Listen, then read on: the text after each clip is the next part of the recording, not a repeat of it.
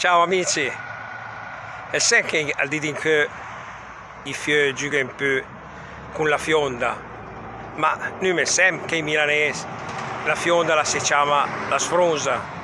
o al limite il tirasas, ma si dice no, fionda è l'italiano, anche se l'italiano al dire che vedrei diventare sempre più inglese, perché mi sono se qua ter parla fus de gente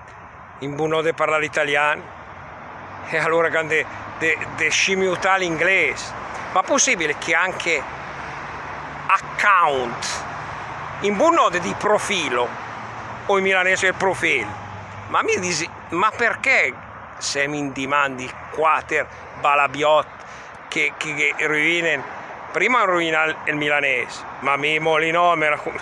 sti tranquillo,